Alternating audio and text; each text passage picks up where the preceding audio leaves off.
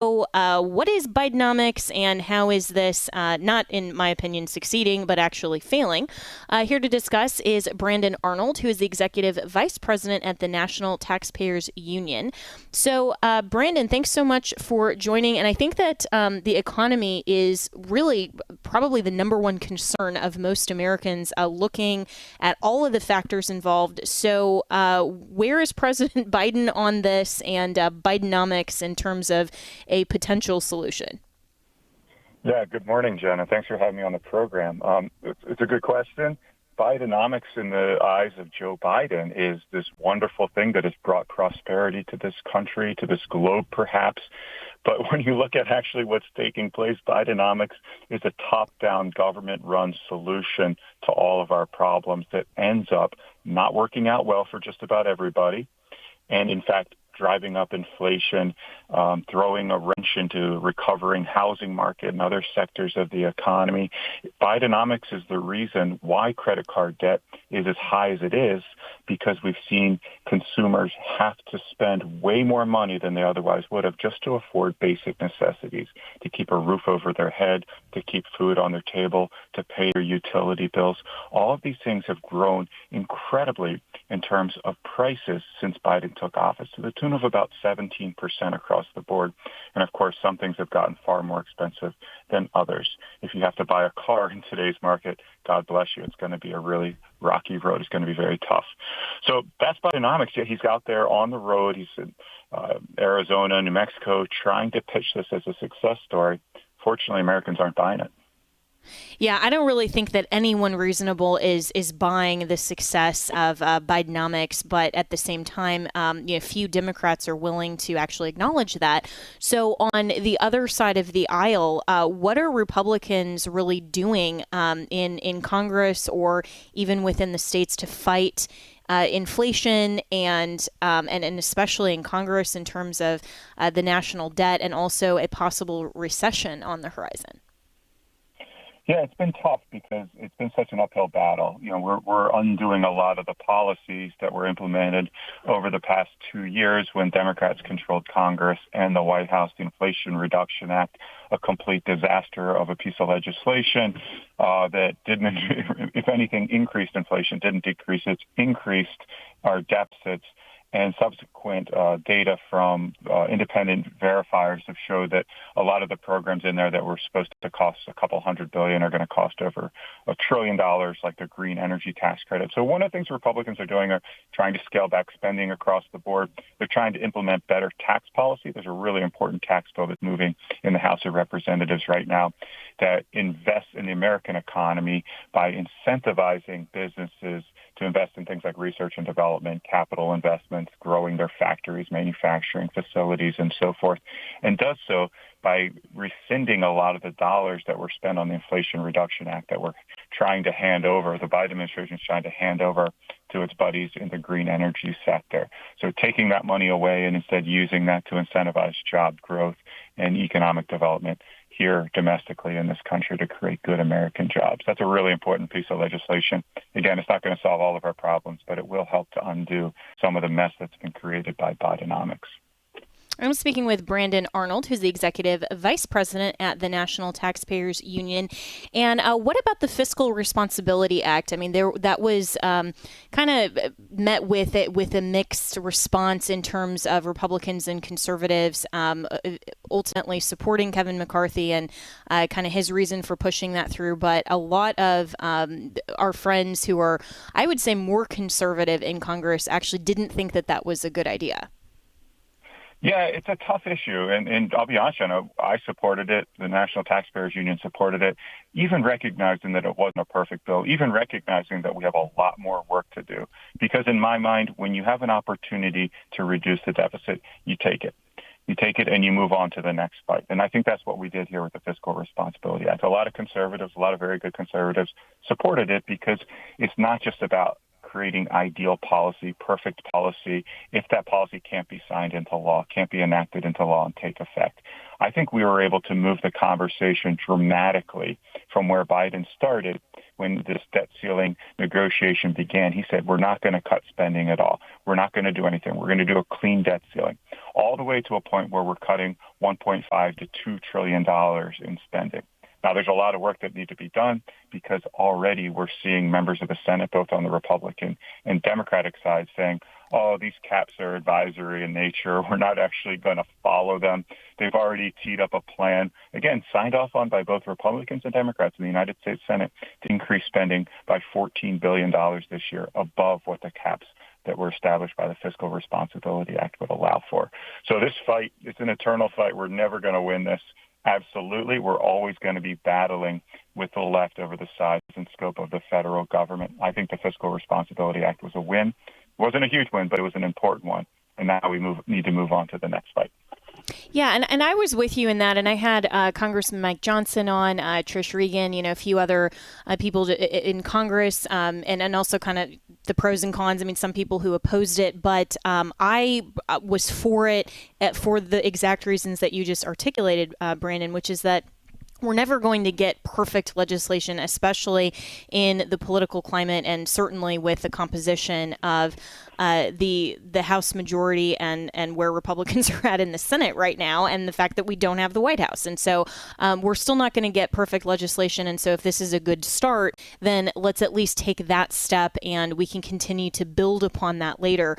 So are we really building on that, though? Because that was Speaker McCarthy's promise, was that the Fiscal Responsibility Act was a good start, but now we need to build on that. And so as we're especially going into kind of the heat of the 2024 presidential cycle, the economy is going to be a huge issue. I think probably more for the general than even for the primary, especially when whoever the nominee is gets on the debate stage with Joe Biden. If Joe Biden ends up still running, and I still think there's a very good possibility he'll be replaced with Gavin Newsom, but we'll see. But either way, Republicans and Democrats are always going to clash over the economy, especially with the state of Bidenomics. So are we building on the Fiscal Responsibility Act in terms of the House majority, and where is this going to set us in terms of the state of the economy looking forward to the presidential cycle? Yeah, that's a really good question. I think you framed it really well because I think the general election is where the state of the economy is really going to be fought. And I don't know, I won't pretend to guess whether it's going to be Biden or Newsom or somebody else on the Democratic side. But this is going I'd love to guess about that, but yeah. Yeah. Yeah, it's fun to speculate, but I have no clue. Yeah. But that's the general election in all likelihood will be a referendum on the economy, and that doesn't bode well for Democrats on our current trajectory. But, what's taking place in the House of Representatives and the Senate is really, really fascinating because you have two bodies that are moving in completely opposite directions. You have these caps that were established by the Fiscal Responsibility Act, and that act is only a couple months old, not even a couple months old at this point. The Senate, as I mentioned earlier, is already trying to spend more than the caps allow, whereas the House has reduced spending below what the caps allow for in their appropriations process. So they're literally moving in opposite directions. And of course, Biden wants to spend more, so Biden is associated with the Senate here. How they resolve this is a real mystery to me, because if they don't resolve it, we're looking at a shutdown at the end of September going into the new fiscal year. So what's likely is they pass some sort of patch to get the federal government funded until January. And then here's one really interesting thing about the Fiscal Responsibility Act. If they haven't locked in spending levels come January 1, 2024, there's an across-the-board cut that takes place. Most Democrats and a lot of Republicans don't want that to happen because when you're cutting across the board, you're hitting not only the programs you don't like, but also the programs that you do like. So come January 1, that is really going to be a huge inflection point for what's taking place in Washington. I think members of Congress and their staffs and whatnot are going to have to probably hold off on their New Year's Eve celebrations, if my predictions are right here, because we're looking at an absolute bare-knuckle brawl over what levels we're funding the government heading into the new year. Wow. And that is really fascinating, actually, just in terms of, if that happens, how that will play into or affect the GOP primary, if at all. And, as we've discussed, obviously the economy is a bigger issue in terms of clash for the general election. But, if there's somebody else on the Democrat side that's wanting to take over from Joe Biden, how that influences even perhaps the DNC primary, I think will be quite fascinating. So in just the last few minutes I have with you here, Brandon Arnold, he's the executive vice president of the National Taxpayers Union. In an ideal world, and obviously there isn't ideal legislation that can be passed under almost any circumstances, but in an ideal world, what does the United States need to do right now to reverse this trend for a possible recession and all of the inflation skyrocketing? Yeah, I don't think it requires rocket science here. I think there is a path forward on the tax bill that I mentioned. There are some Democratic tax priorities that could be married with some of these important Republican tax priorities to get our economy where it needs to be. I think spending restraint is absolutely important. Spending has absolutely fueled higher inflation, so keeping our spending in check, following those caps that were set by the Fiscal Responsibility Act. Permitting reform to produce more energy domestically. It's good for national security. It's good for economic security. Helps with inflation. And then trade policy. This has become increasingly controversial. But when we're looking at massive tariff increases, those are increasing not just prices for consumers, but also prices for our manufacturing sector to get in raw materials, intermediate goods, and turn those into finished products and sell them not just to Americans, but to people all across the world. That's good for our economy. It's good for job growth. And it's something that, has been the backbone of the Republican Party for a long time, going back to certainly Ronald Reagan and beyond. And I think we need to reclaim that mantle of freedom across the globe.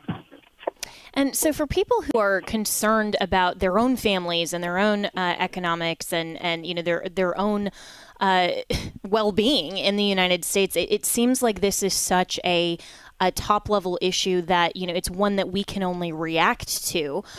Is there a way that you would advise people who are very concerned about this to get involved in the process? And, is there anything that they can do in terms of, advocating for a more sound economy?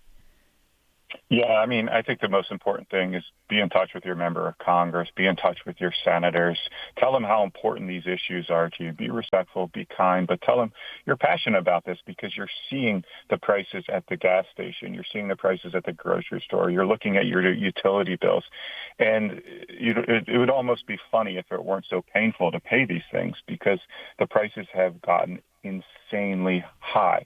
Some of these problems are global problems that are outside the purview of Congress and the president, but a lot of them are self-inflicted wounds, and we need to stop shooting ourselves in the foot with bad fiscal policies, with too much spending, with high taxes, all these regulations that we've seen come out of this administration that have made it so difficult for American companies to bring their products to market. We need to put this to an end, and people need to be more engaged with their members of Congress about these topics, about these real kitchen table topics.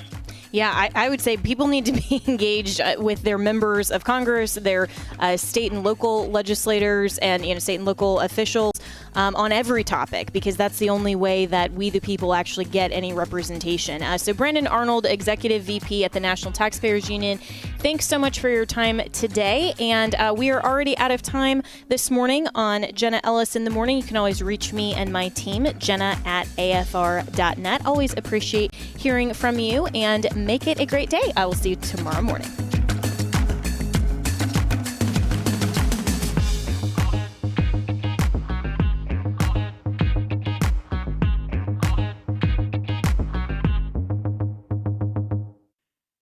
The views and opinions expressed in this broadcast may not necessarily reflect those of the American Family Association or American Family Radio.